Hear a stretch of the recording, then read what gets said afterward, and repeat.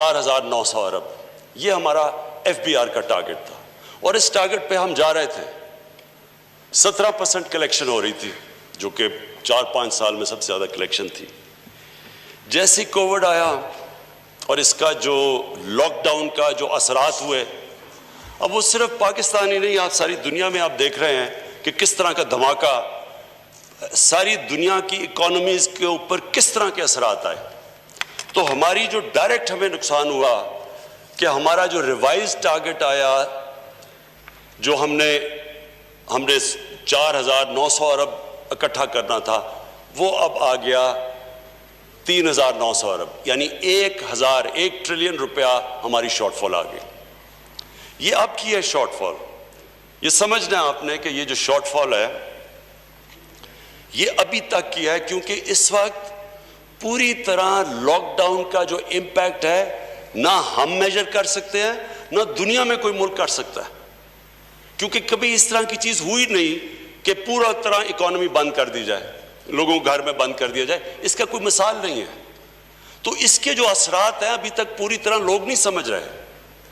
اور میں پھر اپنی ٹیم، جو ہمیں بڑا تنقید ہوئی کہ جی کنفیوزڈ ہیں، ان کو پتہ نہیں کیا کر رہے ہیں، میں پھر سے اپنی ٹیم کا شکریہ ادا بھی کرتا ہوں اور خراج تحسین اس لیے پیش کرتا ہوں کہ ہم نے وہ لاک ڈاؤن نہیں کیا جو ہمارے پہ پریشر ڈالا جا رہا تھا۔ ہمیں سندھ سے ساری مثالیں آئیں، جی دیکھیں سندھ میں کتنا زبردست لاک ڈاؤن ہو گیا، آپ بھی کریں۔ میں اگر میری بات سنی جاتی، کیونکہ 80th امینڈمنٹ کے بعد صوبائی اٹانومی ہے، وہ اپنے فیصلے کرتے ہیں، میں کبھی بھی پھر بھی وہ بھی لاک ڈاؤن نہ کرتا جو کہ ہم نے کیا۔ میں پھر بھی کوشش کرتا کہ ہماری کنسٹرکشن چلتی رہتی، ہماری چھوٹی دکانیں، چھابڑی والے یہ چلتے رہتے، لیکن کیونکہ وہ ہم یورپ کو دیکھ رہے تھے تو یہاں بھی لوگ یورپ کو دیکھ کے جب انہوں نے لاک ڈاؤن کیا تو یہاں بھی شروع ہو گئے۔ ووہان سٹی کا چائنا میں انہوں نے دیکھا کہ انہوں نے لاک ڈاؤن کیا، یہاں بھی کر دیا۔ لیکن ہمارے جو حالات تھے اسپیکر صاحب، ہمارے حالات پہلے ہی اچھے نہیں تھے، اور جن بھی ملکوں کے اندر غربت ہو اور ڈیلی ویجر ہو اور انفارمل اکانومی ہو، کیونکہ 80% تو ہمارے مزدور ان کی رجسٹریشن ہی نہیں ہے۔ امریکہ جیسے ملک میں بھی لوگ لائنوں میں کھڑے ہو کے کھانا اس لیے لے رہے ہیں کیوں اس کے باوجود کہ وہاں رجسٹرڈ ہیں اور ان کو ان امپلائمنٹ بینیفٹ سیدھے بینک میں جا رہے ہیں۔ وہاں تو فارمل اکانومی ہے، ہماری 80% انفارمل اکانومی۔ تو ہم کدھر سے ڈھونڈتے کہ یہ جو چھابڑی والے بیچارے، یہ جو سارے غریب لوگ ایک دم بے بس گھروں میں بند ہو گئے، جنہوں نے دہاڑی کما کے اپنے بچوں کا پیٹ پالا تھا، وہ بیچارے گھر بیٹھ گئے۔ اور جب مجھے تنقید ہو رہی تھی کہ جی آپ بھی بند کریں، جس طرح یہ ہندوستان میں ہوا اور یہ جس طرح سندھ میں کیا گیا، تو اسپیکر صاحب لوگوں سے اگر پوچھیں ان دنوں کے اندر، یہ غریب بستیوں میں جب جاتے تھے، گاڑی جب جاتی تھی گاڑی کے اوپر حملہ ہو جاتا تھا، لوگ گاڑی کو اٹیک کر دیتے تھے، بھوکے لوگ تھے بیچارے۔ تو شکر ہے ہم نے یہ پریشر بھی برداشت کیا، فیصلہ بھی کیا کہ ہم نے کنسٹرکشن کھول لیے، اپنی جو ایس او پیز کے ساتھ ہم اکانومی کھولتے رہے، ہم سب سے پہلے تھے اس میں۔ آہستہ آہستہ آج جو دنیا مان گئی ہے کہ صرف ایک ہی طریقہ ہے کووڈ کا مقابلہ کرنا، اور وہ ہے ناٹ لاک ڈاؤن، آج دنیا یہ ایکسیپٹ کر بیٹھی ہے۔ اور میں پھر سے کہ ہم ماشاءاللہ ہم پہلے تھے، کنفیوژن ہمارے میں نہیں تھی، کنفیوژن انہوں میں تھی جنہوں نے کبھی پاکستان کے غریب علاقوں میں نہیں کوئی گیا۔ انہوں نے جو لوگ کہہ رہے تھے جی لاک ڈاؤن کرو، انہوں نے کبھی یہاں کچی بستیوں میں نہیں گئے، غریبوں کی بستیوں میں جا کے دیکھے تو صحیح 8 لوگ ایک کمرے میں ہیں، ان کو آپ لاک ڈاؤن کر دیں۔ جو بیچارے دیہڑی دار تھے وہ کدھر سے وہ اپنے بچوں کا پیٹ پالتے؟ اور ہم بچے، ایک تو ہم نے جلدی کھولا، اور دوسرا میں آج ثانیہ نشتر اور ان کی ٹیم کو اس لیے خراج تحسین پیش کرتا ہوں کہ جس طرح انہوں نے اتنے تھوڑے وقت میں اتنا زیادہ پیسہ اور اتنی شفافیت سے ڈسٹریبیوٹ کیا، کوئی اس کی مثال نہ پاکستان میں ملتی ہے، نہ کسی بھی آپ دنیا کے ملک میں دیکھ لیں جدھر انفارمل اکانومی ہے، کوئی اس کی مثال نہیں ملتی، جس کی وجہ سے آج ہمارا اتنے برے حالات نہیں ہیں۔ لیکن اس کا یہ نہیں مطلب کہ آگے ہمارے برے حالات یہ جو لاک ڈاؤن ہے اس کی وجہ سے آئیں گے نہیں، کیونکہ سارا سروس سیکٹر متاثر ہے اس سے۔ مجھے اپنے جو ٹورزم کے اوپر ہمارا سارا علاقہ، ناردرن ایریاز، یہ سارا گلیات، یہ جتنے بھی علاقے گرمیوں میں ٹورزم پہ ریلائی کرتے تھے، وہاں سب ان کے آج برے حالات ہیں۔ ساری دنیا میں ٹورزم کے برے حالات ہیں، لیکن ہمارے یہ جو پہاڑی علاقے تھے وہاں تو صرف لوگ ڈیپینڈنٹ گرمیوں کی ٹورزم پہ کرتے تھے۔ تو یہ سارا علاقہ آج متاثر ہے۔ ہمارے پرائیویٹ سکولز، جو چھوٹے پرائیویٹ سکولز، یہ سارے متاثر ہیں۔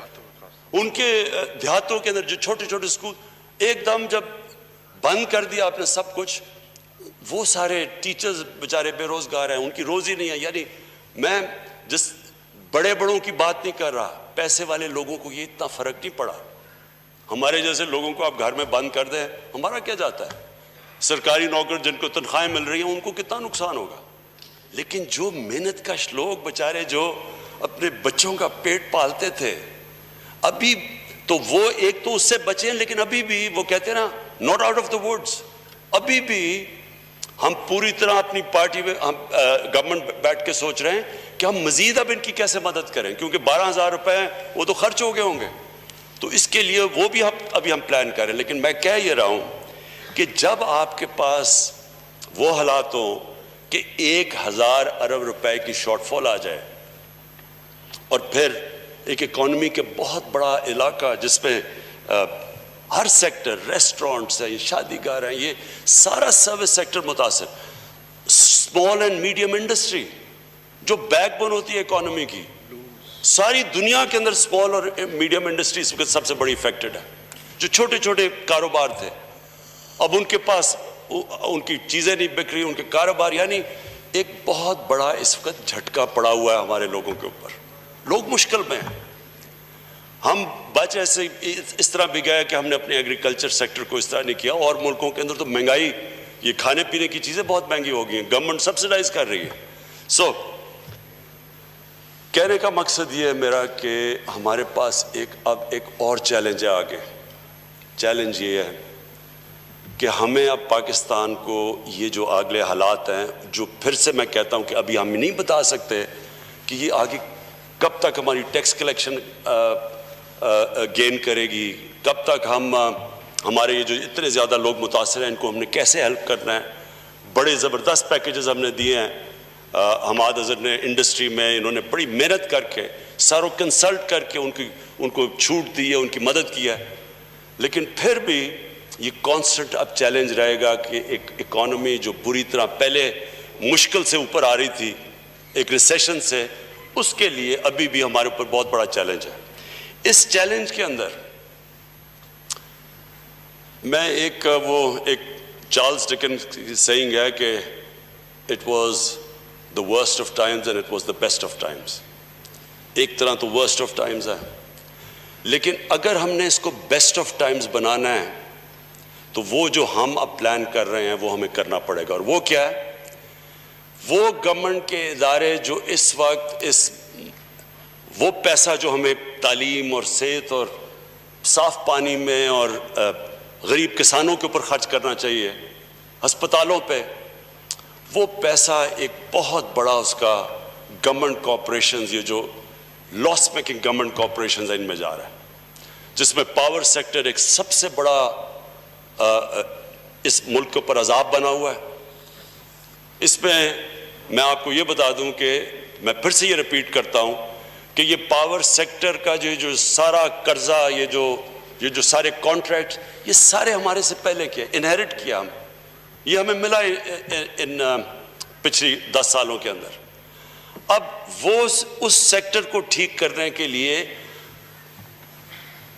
ٹنکرنگ ود the سسٹم نہیں ہو سکتا، چھوٹے چھوٹے چینجز ہی، اس میں بڑے ڈراسٹک چینجز کرنے پڑیں گے۔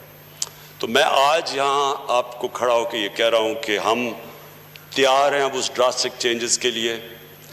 جب بھی آپ چینجز کریں گے کسی سیکٹر کے اندر، جو لوگ ایک کرپٹ نظام سے فائدہ اٹھاتے ہیں، جن کو سٹیٹس کو کہتا ہے، وہ ریزسٹ کرے گا. لیکن اس گورنمنٹ کی اب وہ ہمارے پاس چوائس نہیں رہ گئی کہ ہم جب بھی ہم چینج کریں گے. مثلا پی آئی اے میں، اب پی آئی اے کے اندر دیکھیں یہ جو ہوا ہے، یہ جو چیزیں سامنے آئی ہیں، یہ وہ ایئر لائن تھی جو دنیا کی، ہماری زندگی میں دنیا کی ٹاپ ایئر لائن تھی، فخر ہوتا تھا پی آئی اے میں جا کے. تو یہ ایسے نہیں پہنچی ادھر، اس کے اندر باقاعدہ مافیاز بیٹھے ہوئے ہیں. پتہ نہیں سرور خان نے آپ کو اس اپنی تقریر میں بتایا نہیں. اسپیکر صاحب، 11 سالوں کے اندر 10 چیف ایگزیکٹو پی آئی اے کے ہٹائے گئے ہیں. پی آئی اے کے اندر سے کیسز کر کے ان کو ہٹایا گیا. 10 چیف ایگزیکٹو 11 سالوں میں. ہم نے جو یہ جو ابھی جو ہمارے چیئرمین ہیں اس وقت پی آئی اے کے، 5 مہینے انہوں نے کیس کر کے ان کو گھر بٹھا دیا جب وہ فائنلی کیس جیتا گیا. یعنی میں سمپلی بات کرتا ہوں، کون سا دنیا کا ادارہ چل سکتا ہے جدھر 11 سالوں میں 10 ان کے ہیڈز بدل جائیں. آپ نے اگر کیونکہ میرا تجربہ ہے، ایک کرکٹ ٹیم کو بھی تباہ کرنا، اس کے 10 کیپٹن بدل دے 11 سال میں، وہی بیٹھ جائے گی. کوئی بھی دنیا میں ادارہ نہیں چل سکتا. تو یہ پورے مافیاز بیٹھے ہیں، اور ان کو میں آج اپنی قوم کے سامنے کہہ رہا ہوں کہ جب تک ہم اب یہ ریفارم نہیں کریں گے، یہ پاکستان کی ناگزیر ہو چکی ہیں. یہ ہمارے لیے اب آپشن نہیں ہے کہ فلانا سٹرائک کر دے گا جی، وہ فلانے مل کے آپ کے آ جائیں گے جی، گھر آ جائیں گے جی، آپ مان جائیں باتیں. یا یہ ملک جدھر آج ہے، ہمیں یہ ریفارم سارے ادارے، اور میں اداروں کا بات یعنی پاور سیکٹر کے اندر جو ادارے ہیں، پی آئی اے، ریلویز، یہ سارے لاسز ہیں. سٹیل مل کا 8 ارب روپیہ سٹیل مل میں سرپلس پڑا تھا 2008 میں. یہ بڑا کارنامہ ہے کہ اس کے اوپر آج 250 ارب روپے کا قرضہ چڑھ چکا ہے. پچھلے ہم جب سے بند پڑی ہے سٹیل مل، جو کہ نون لیگ کے دور میں تھی، ہم نے 34 ارب صرف بند سٹیل مل میں سیلریز میں دے چکے ہیں. 9,000 لوگوں کو ایک بند مل میں رکھنے کے لیے 34 ارب روپیہ. ایک وہ قوم جس کے پاس پہلی قرضوں پہ ہم گزارا کر رہے ہیں، پہلی سود دے رہے ہیں. سود یہ ہے کہ یہ پھر سے میں ریپیٹ کرتا ہوں، ہمیں جب گورنمنٹ ملی تو پہلے سال جتنا ہم نے ٹیکس اکٹھا کیا 4,000 ارب، 2,000 ارب اس میں سے سود دینا پڑا جو پچھلی گورنمنٹ نے قرضے لیے ہوئے تھے. تو اس مقروض ملک کے اندر آپ یہ سوچیں کہ ہم یہ اربوں روپیہ دے رہے ہیں بند مل پہ، اور پھر وہی کھڑے وہ جنہوں نے اس مل کا، جس پیپلز پارٹی کے دور میں اس کا 8 ارب سرپلس سے جو اس کا دیوالیہ نکلا تھا، وہ آگے سے کہہ رہے ہیں جی مزدوروں کو نہیں اٹھا رہا. کیونکہ انہوں نے اندر گھسائے ہوئے ہیں، پولیٹیکل بھرتیاں کر کے ان کو تباہ کیا، پی آئی اے کو تباہ کیا، اس کو کیا، پاور سیکٹر کو کیا. اب یا تو ہم ریفارم ہوں، یہاں میں آج ساری اپنی قوم کے سامنے کہہ رہا ہوں کہ جب تک ہم اب ان اداروں کو ٹھیک نہیں کرتے، اور ان کے اندر جو مافیاز بیٹھے ہیں ان کو ٹیک آن نہیں کرتے، ہم بجائے بیسٹ آف ٹائمز اگر ہم نے ٹھیک کر دیا تو یہ ہمارے بہترین ٹائم آ جائے گا، آگے اچھا وقت ہے. اگر نہیں کرتے اب یہ کمپاؤنڈ کرے گا، یہ اور ہمیں نیچے لے جائے گا. کہنے کا مقصد یہ ہے کہ جیسے ہم چل رہے تھے ویسے اب آگے نہیں چل سکتے. یا ہم ریفارم کریں گے اور یا پھر ہم ایک برے وقت کا سامنا کریں گے. میں بھولنا نہیں چاہتا، کیونکہ لاسٹ ٹائم میرے دل میں مینشن کرنا چاہتا تھا اس چیز کو. کارٹلز، مونوپلیز بنی ہوئی ہیں. ایک تو مافیاز بیٹھے ہوئے ہیں اداروں کے اندر، ایک بڑے بڑے کارٹلز بنے ہوئے ہیں جس طرح کا شوگر کارٹل. اب شوگر کارٹل، اس کے اندر جتنی بھی چیزیں سامنے آئی انکوائری کے اندر، اس میں کیا نظر آ رہا ہے کہ تھوڑے سے لوگ پیسہ بنا رہے ہیں، یعنی ونڈ فال پروفٹس بنا رہے ہیں. میں پھر واضح کر دوں کہ یہ ملک کی فیوچر ہے، ہم انڈسٹریلائز کریں. اس ملک کی فیوچر ہے کہ ہم اپنی بزنسز کو پروموٹ کریں، اس ملک کی فیوچر ہے اپنے ایگریکلچر کو پروموٹ کریں۔ ہم چاہتے ہیں کہ پیسے بنائے جائیں، ہمارا کسان پیسہ بنائے، ہماری بزنسز پیسے بنائیں، ہماری انڈسٹری پیسہ بنائے، لیکن وہ ایک معاشرے کے اندر اپنا فرض تو پورا کریں، ٹیکس تو دیں۔ جب آپ پیسے بناتے ہیں، معاشرہ چلتا ہے۔ ساری دنیا کے اندر جو کامیاب معاشرے ہیں وہ چلتے ہیں کہ لوگ پیسہ بناتے ہیں، وہ ٹیکس دیتے ہیں، وہ ٹیکس آپ اپنی عوام پہ خرچ کرتے ہیں، ان کی تعلیم پہ، صحت پہ۔ اس طرح ایک معاشرہ چلتا ہے۔ جو مدینہ کی ریاست کی میں بات کرتا تھا، اس سرکار مدینہ پہلی دفعہ دنیا کی تاریخ میں انہوں نے جو زکوٰۃ کا سسٹم نکالا، پیسے والے لوگ سے اکٹھا کرتے تھے اور نچلے لوگوں کے اوپر خرچ کرتے تھے۔ یہ آج سارے یورپ میں ویلفیئر سٹیٹس اس کے اوپر بیسڈ ہے۔ ہم یہاں کیا کر رہے ہیں؟ ریکارڈ پروفٹس، 29 ارب روپے کی سبسڈی 4 سال میں لے کے ساری شوگر مل انڈسٹری 9 ارب روپے کا ٹیکس دیتی ہے۔ اس کے علاوہ مہنگی چینی، لوگوں کو مہنگی چینی مل رہی ہے۔ اس کے علاوہ ساری جو ریگولیٹرز تھے جن کا کام یہ روکنا تھا، چیک کرنا تھا، اس کو کارٹلائزیشن کو چیک کرنا، وہ ساتھ ملے ہوئے تھے ان کے۔ ایف بی آر کے لوگ ساتھ ملے ہوئے ہیں، کمپٹیشن کمیشن کے لوگ ان کے ساتھ ملے ہوئے ہیں۔ کمپلیسٹی تھی، اور لوٹ کون رہے ہیں؟ کس کو لوٹ رہے ہیں؟ پاکستانی گورنمنٹ کو اور پاکستانی عوام کو، اور اب بیچارے ہمارے کسان کو۔ یہ اسپیکر صاحب ہر جگہ ہو رہا ہے، اور یہ ہماری گورنمنٹ کی مشن ہے۔ ہماری مشن یہ ہے کہ ہم نے اس ملک میں، جب ہم کہتے ہیں انصاف کا نظام، عدل اور انصاف، وہ مطلب ہی یہ ہوتا ہے کہ جو محنت کرتا ہے وہ پیسہ بنائے، لیکن اپنا عوام اپنا جو شیئر ہے وہ دے، تاکہ ہم نچلے سے لوگوں کے اوپر خرچ کر کے اوپر اٹھا دیں۔ وہ تو کبھی بھی ملک اوپر نہیں جا سکتا کہ چھوٹا سا طبقہ امیر ہوتا رہا اور باقی بیچاری عوام آپ بھوکا ننگا رکھیں۔ کوئی بھی آج تک ملک ترقی نہیں کر سکا۔ تو یہ سارے کارٹلز، ان سب کو میری یہ مشن ہے کہ ہم ان ساروں کو قانون کے نیچے لے کے آئیں گے۔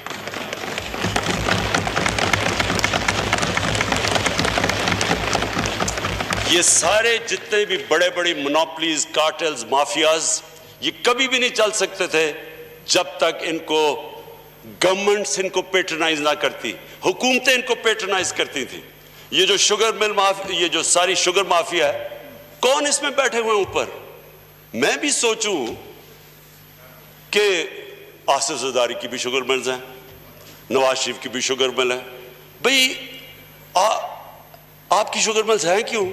جب آپ غور سے جب پتہ چلتا ہے تو کیوں شوگر مل ہے؟ بلیک کا پیسہ وائٹ کرنے کے لیے شوگر ملز بنی ہوئی ہیں۔ تو یہ ایک جگہ نہیں ہے اسپیکر صاحب، یہ ہر جگہ ہے۔ ہم آہستہ آہستہ پہنچ رہے ہیں۔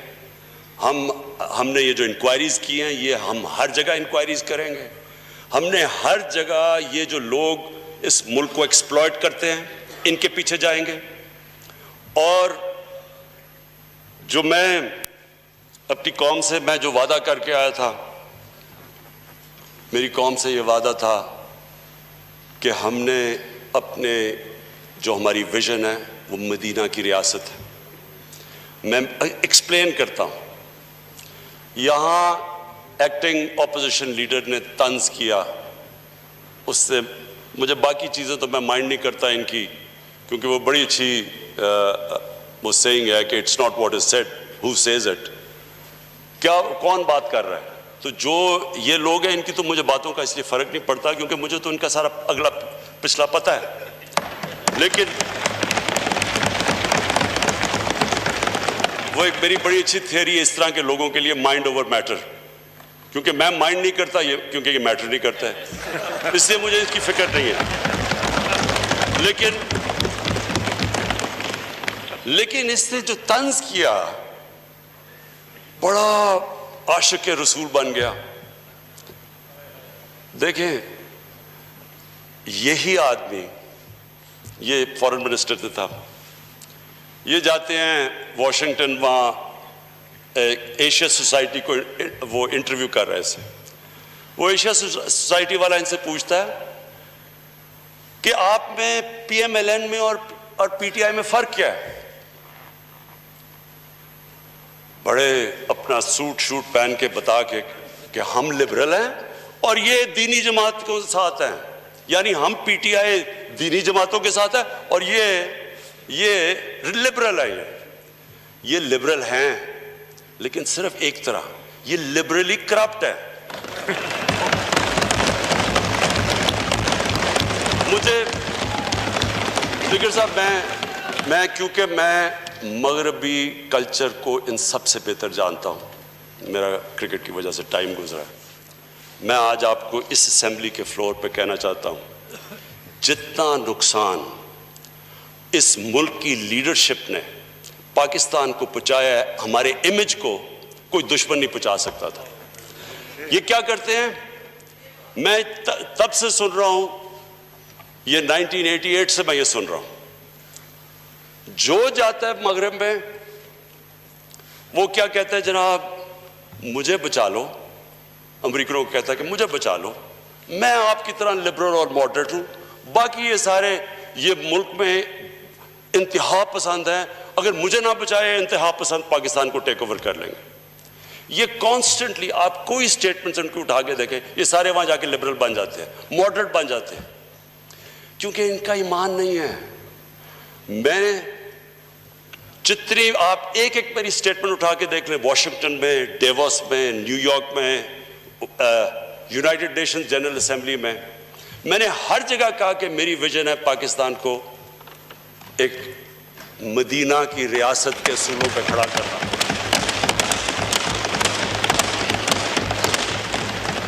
میں نے اسپیکر صاحب جنرل اسمبلی کے اندر باقاعدہ، میرے خیال میں پہلی دفعہ کسی نے وہاں یہ بتایا کہ مدینہ کی ریاست کیا تھی، کیسے اس نے خواتین کو، عورتوں کو رائٹس دیے، غلاموں کو آزاد کیا، مائنورٹیز کو ایکول سٹیٹس دیا، برابر کے شہری بنایا.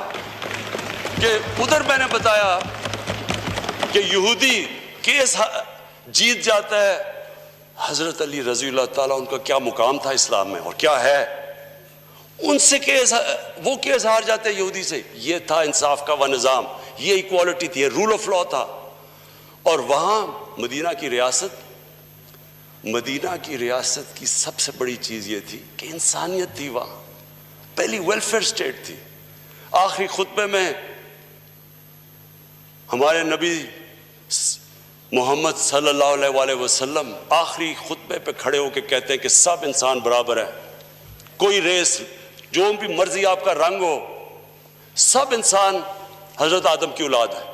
آج آپ امریکہ میں دیکھیں جو بیچارے افریقن امریکن سے جس طرح بیچارے وہ سڑکوں پہ نکلے ہوئے ہیں، آج تک ان کو وہ نہیں کیا جو 1500 سال پہلے ہمارے نبی صلی اللہ علیہ وسلم نے ریسزم کے خلاف بات کی تھی.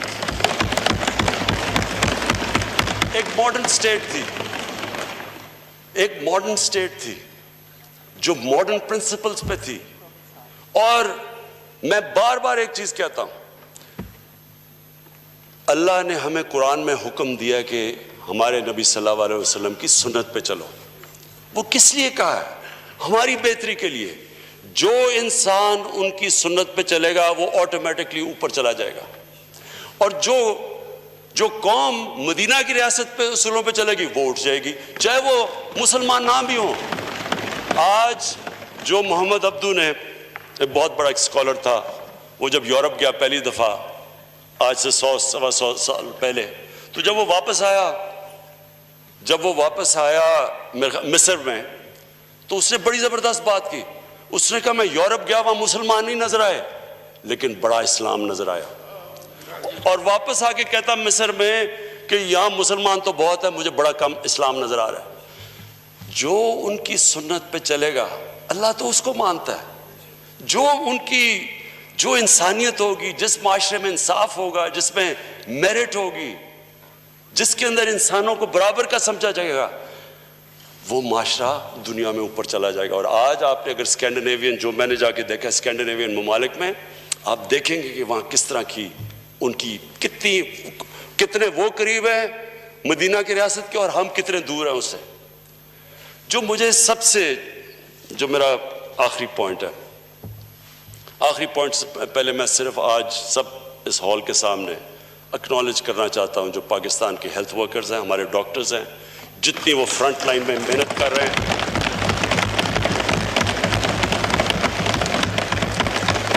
مجھے پتہ ہے وہ کس پریشر میں کام کر رہے ہیں, مجھے یہ پورا احساس ہے. ہم تو انشاءاللہ ہماری گورنمنٹ کا پوری طرح ہم جو کر سکتے ہیں ان کے لیے بیکنگ کریں گے, لیکن ان کو اصل میں تو ان کو ریوارڈ اللہ دے گا, کیونکہ یہ جہاد ہے, یہ اصل جہاد ہے جو وہ آج پاکستان کے ہاسپٹل میں کر رہے ہیں. میرا آخری پوائنٹ اسپیکر صاحب وہ یہ کہ دیکھیں, جو مدینہ کی ریاست میں ہمارے نبی صلی اللہ علیہ وسلم نے کیا, انہوں نے لوگوں کی اخلاقیات اٹھا دی. انہوں نے لوگوں کا جو مورل سٹینڈرڈز تھے وہ اٹھا کے اوپر لے گئے. وہی قوم تھی وہ بدل گئی. انہوں نے اپنی مثال سے لوگوں کو چینج کر دیا. قرآن کی آیت ہے کہ میں کبھی کسی قوم کی حالت نہیں بدلتا جب تک وہ قوم خود اپنی حالت بدلنے کی کوشش نہ کرے. انہوں نے جو ان کا کیریکٹر تھا اس سے اپنی مثال سے قوم کو بدلا. جو وہ قوم بنی, انڈونیشیا اور ملیشیا کے اندر کوئی مسلمان فوج نہیں گئی, صرف مسلمان تاجر گئے, کئی صوفی حضرات گئے. ان کے کیریکٹر کو دیکھ کے لوگ مسلمان ہو گئے. ان کے کیریکٹر ایسے تھے کہ وہ ناپ تول میں کوئی خیانت نہیں کرتے تھے, وہ کوئی کسی قسم کا دھوکہ نہیں دیتے تھے. وہ کیریکٹر ایسا تھا کہ لوگ متاثر ہو کے اسلام قبول کیا. پاکستان میں جو سب سے زیادہ ظلم کیا ہے یہ 30 سال کی پالیٹکس میں, انہوں نے ہماری موریلٹی ختم کر دی, انہوں نے ہماری اخلاقیات ختم کر دی. اور میں اس آدمی کی اب بات کرتا ہوں جو یہاں اپنے آپ کو ڈیموکریٹ کہتا ہے. یہاں نواز شریف تقریر کر رہا تھا, یہ ادھر بیٹھا ہوا تھا. نواز شریف اپنی تقریر میں کہتا ہے یہ ہیں وہ دستاویزات جو بتائیں گے کہ لنڈن کے فلیٹس کدھر سے خریدے گئے. پینما میں پکڑے گئے, ان کے نام آ گیا ان کا, اس سے پہلے تو مانتے نہیں تھے, اب انہوں نے بتانا تھا کہ پیسہ آیا کدھر سے. یہاں اسمبلی میں یہ ہیں وہ دستاویزات. اس کی بدقسمتی نواز شریف کی, اس کو کیا پتا تھا کہ اس نے سپریم کورٹ میں چلے جانا ہے. اور وہ میں اپنی پارٹی کو خاص داد دیتا ہوں کہ ہماری موومنٹ کی وجہ سے وہ سپریم کورٹ پہنچا. اب جب سپریم کورٹ پہنچ گئے تو پتہ چلا کہ یہ دستاویز تو فیک تھے, یہ تو جعلی تھے, اور سپریم کورٹ میں پکڑے جانا تھا. تو سپریم کورٹ میں ایک اور جعلی چیز آ گئی, قطری خط آ گیا.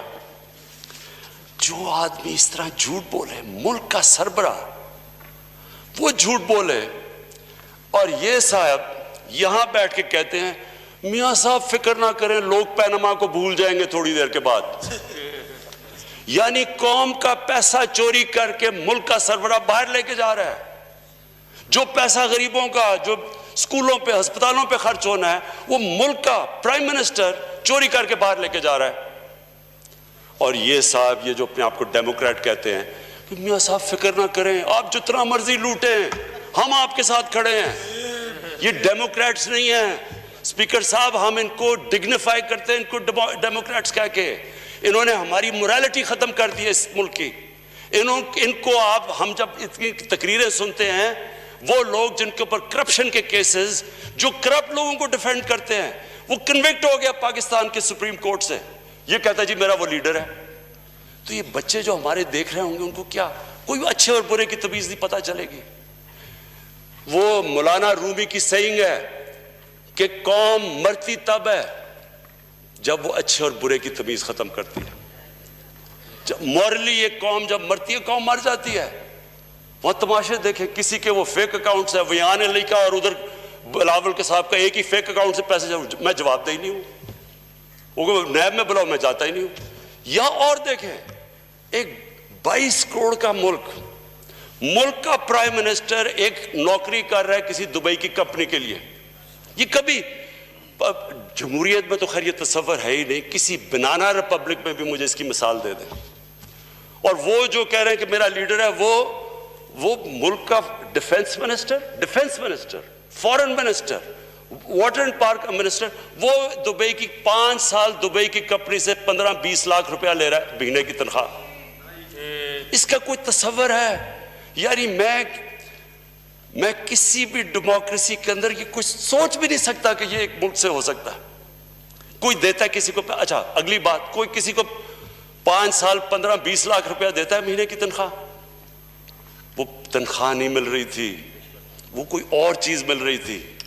اور یہ ہے مسئلہ ان کا مسئلہ یہ ہے کہ جلدی سے کسی طرح گورنمنٹ چلے. پہلے دن سے نہ انہوں نے مجھے تقریر کرنے دی، پہلے دن سے جی گورنمنٹ فیل ہو گئی. پہلے تو ایک گھر کو آپ مقروض کر دیں، اس کے اوپر قرضے چڑھا دیں، بجلی کے بل اس کے اوپر قرضے چڑھ جائیں، اس کے گیس کے بل چڑھ جائیں، وہ گھر بالکل کنگال کر کے، اور پھر وہ گھر والے آپ کو نکال دیں اور آپ گھر والوں سے جواب مانگیں جی بتائیں آپ نے گھر کیسے کنگال کیا. پہلے دن سے شروع ہو گئی جی گورنمنٹ فیل ہو گئی ہے. گورنمنٹ جب یہ 10 سال دونوں حکومت کر رہے تھے تب ان کو نہیں پتا چل رہا تھا کہ جب 6 ٹریلین سے ملک کا قرضہ 30 ٹریلین پہ جا رہا تھا تب انہوں نے نہیں کبھی کہا کہ گورنمنٹ فیل ہو رہی ہے کہ ہم گرانا چاہیے جی گورنمنٹ کو. تب تو اکٹھے ہو جاتے تھے بچانے کے لیے ایک دوسرے کو. ابھی گورنمنٹ کو 20 بھی نہ ہوئے ہیں، پہلے دن سے جی فیل ہو گئی. وہ کبھی وہ کنٹینر پہ سارے چڑھ جاتے ہیں، کبھی کچھ ہے. ان کے اندر کامن کیا ہے؟ کوئی اپنے آپ کو لبرل کہتا ہے، کوئی کہتا ہے دینی ہے، کوئی کچھ ہے. خیر نون لیگ کا تو کچھ بھی ہو سکتا ہے، کبھی جہادی بھی بن جائیں گے، کبھی جہادیوں سے بھی پیسے لے لیں گے، اور کبھی انگلینڈ امریکہ میں لبرل بھی بن جائیں گے. ان کا کوئی دین ایمان تو ہے ہی نہیں. یہ اکٹھے ایک ہی پوائنٹ پہ ہیں. اسپیکر صاحب ان کو ڈر لگا ہوا ہے، ان کو ڈر لگا ہوا ہے. جس طرح ابھی ہمیں دبئی سے چیزیں مل رہی ہیں کہ تنخواہ کیوں مل رہی تھی، ان کو پتہ ہے کہ ہمیں چیزیں مل رہی ہیں. ان کو سب کو ڈر لگا ہوا ہے کہ جتنی دیر یہ گورنمنٹ رہے گی ان کے ساری جو چیزیں جو انہوں نے یہ جو قرضہ چڑھایا تھا 30,000 ارب کا، یہ ان کو پتہ ہے کہ ہمیں چیزیں مل رہی ہیں. اس لیے جلدی میں ہے کسی طرح گورنمنٹ چلی جائے، کسی طرح ان کی چوری بچ جائے. تو میں کنکلوژن میں صرف جو میں اپنی ساری پارٹی کو اس دن کہہ رہا تھا، میں نے یہ جب کہا کہ میں نے یہ نہیں کہا کہ ہماری گورنمنٹ نہیں جانے والی، یا میں نے یہ نہیں کہا جس طرح کبھی کو کہ جی کرسی بڑی مضبوط ہے. کوئی مضبوط نہیں ہوتا، اللہ کے اوپر ہوتا ہے. آپ آج ہیں کل نہیں ہیں.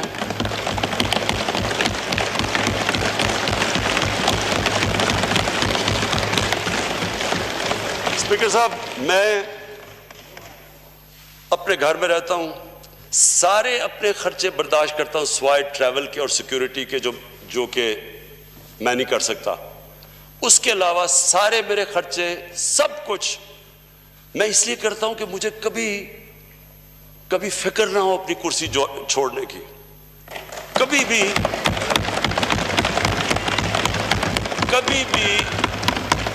کبھی بھی مجھے اپنے اصولوں پہ اور نظریے پہ کمپرومائز نہ کرنا پڑے. جب بھی مجھے کہا گیا کہ جو ہو یہ چینی ماں یہ تو مشرف نہیں کر سکا تو یہ تو آپ کو گرا دیں گے، یا بھی پی آئی کی جی رپورٹ دبا دیں. سوچیں، میں کہتے پی آئی کی رپورٹ دبا دو. یعنی آپ اگر فیک نہیں یہ پبلش کرتے کہ یہ لوگوں کے فیک لائسنسز ہیں، یعنی لوگوں کی جانوں خطرے میں، اگر کوئی آپ کو پتا ہو رپورٹ میں کہ کوئی فیک لائسنس ہے اور آپ نہ کریں، کوئی کریش ہو جائے تو خون تو میرے ہاتھوں پہ ہے، ہم ساری قوم کے اوپر ہے. تو کبھی بھی، اور میرے ینگ پارلیمنٹیرینز کو میں یہ کہنا چاہتا ہوں کہ کبھی بھی آپ کو اپنی کرسی چھوڑنے سے گھبرانا نہیں چاہیے، کبھی ڈر نہیں ہونا چاہیے.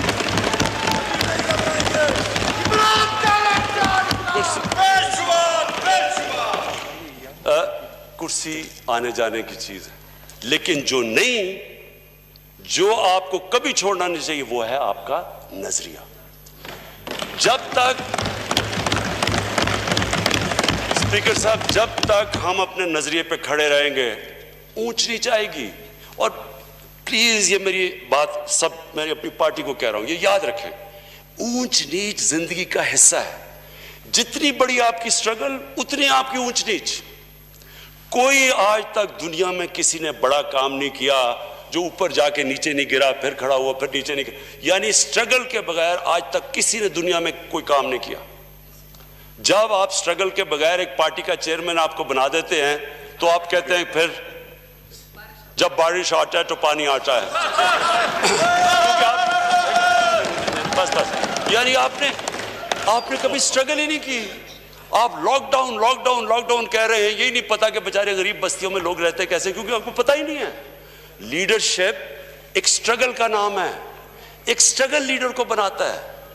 مشکل وقت لیڈر کا تو سب سے بڑا ٹیسٹ ہی ہوتا ہے مشکل وقت میں, اور وہ مشکل وقت میں تب کھڑا ہوتا ہے جب اس کو سٹرگل کرنی آتی ہے, وہ گھبراتا نہیں ہے. تو یہ جو ہمارا ملک جدھر آج کھڑا ہے, اسپیکر صاحب, یہ میں آج آپ سب کے سامنے کہوں کہ پھر سے میں ریپیٹ کرتا ہوں, کئی طرح یہ ہماری تاریخ کا سب سے مشکل وقت ہے, اور کئی طرح انشاءاللہ یہ اگر ہم یہ جو ریفارمز میں نے آپ کو کہہ دیں, جو ہمارا پورا پروگرام بن گیا ہے کنسٹرکشن انڈسٹری کے اوپر, میں خود سارا میں پورا میرے آفس سے ساری کنسٹرکشن انڈسٹری کو ہم اس لیے چلا رہے ہیں, جو میں خود مانیٹر کر رہا ہوں, کہ اسی سے ہمارے لوگوں کو نوکریاں ملیں گی. جب تک ہمارا ایک ینگ پاپولیشن ہے ان کو ہم نے نوکریاں دینی ہیں, وہ کنسٹرکشن سے ملے گی. ایگریکلچر کو پوری ہم مدد کر رہے ہیں, اور پھر تیسری انڈسٹری, کہ انڈسٹری اور خاص طور پہ اسمال اور میڈیم, ان کی پوری کوشش کریں گے ان کو چلانے کے لیے. لیکن یہ ہمیں سمجھ آنا چاہیے کہ یہ جو اللہ نے ہمیں ملک دیا ہے, جو اللہ نے تحفہ دیا پاکستان کا, یہ تحفہ ہے. میں جتنا یہ 22 مہینے میں دیکھا ہے, اللہ نے اتنی نعمتیں ہمیں بخشی ہیں. ہماری کوتاہی ہے کہ ہم نے جو اللہ کی نعمتوں کی قدر نہیں کی. جو چیز آپ جگہ اٹھائیں آپ دیکھیں کہ پاکستان کو اللہ نے وہ بخشی ہوئی. میں نے ساری دنیا دیکھی ہے, سوئٹزرلینڈ چلے جائیں, کہتے جی نیوزی لینڈ $50,000, سنگاپور چلے جائیں, کیسے وہ کوئی ملک مقابلہ کر سکتا ہے اس ملک کا جس کو اللہ نے کیا آپ نام لے اور اللہ نے پاکستان کو دیا ہوا ہے. اور سب سے بڑا جو ہمارا اسٹریٹجک لوکیشن اب ہے, ہمارا جو لوکیشن ہے, اور پھر چائنا کے ساتھ جو ہمارے تعلقات ہیں, میں آج آپ سب کے سامنے کہہ رہا ہوں کہ جو ہمارا اس وقت اسٹریٹجک ریلیشن چائنا کے ساتھ ہے, یہ انشاءاللہ ہم نے اپنی یہ ریفارمز کر دیں, اپنا ہاؤس ان آرڈر کر دیا, انشاءاللہ یہ وہ ملک بنے گا. میں آج پیشن گوئی آپ کے کر رہا ہوں, یہ مشکل وقت ہے, اس سے نکل کے یہ وہ ملک بنے گا, یہ پھر مثال بن جائے گا ساری ڈیولپنگ ورلڈ کے لیے, جو 1960s میں ہم ایک وقت پہ مثال بنے ہوئے تھے.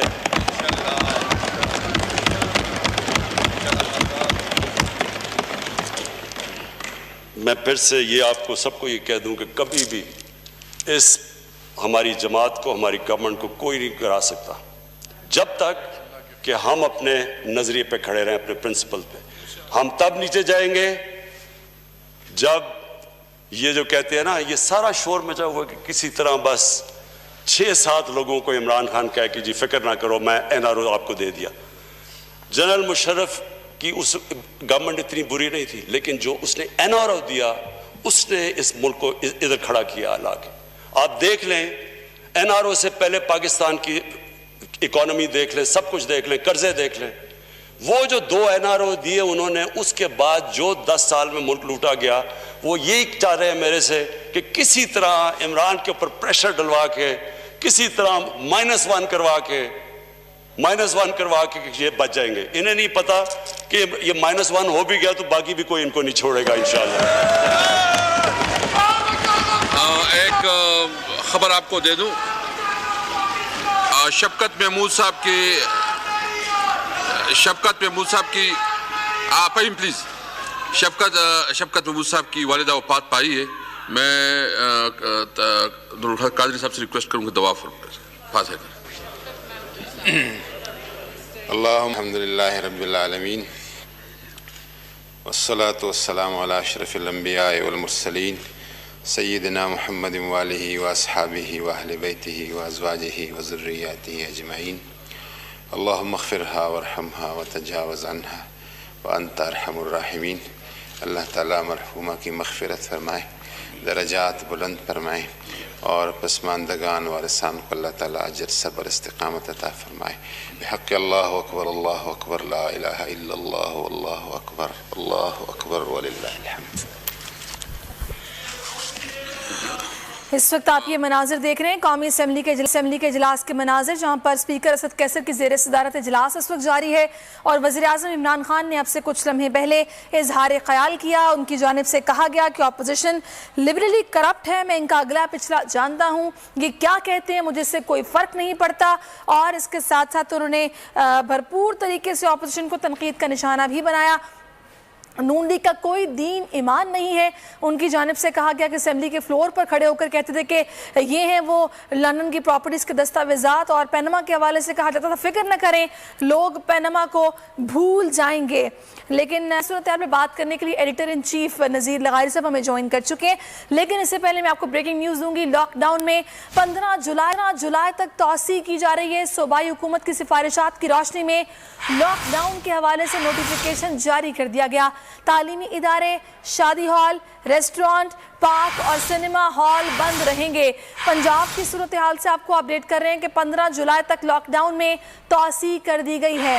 Primary and secondary health care اور اجتماعات ہیں، اس کے ساتھ کھیل کی سرگرمیاں ہیں، کچھ بھی کرنے کی اجازت نہیں ہوگی۔ کیپٹن ریٹائرڈ کی جانب سے یہ نوٹیفیکیشن دیا گیا ہے۔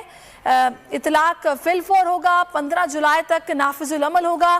Secondary, primary and secondary health care سب کچھ بند کیا گیا ہے۔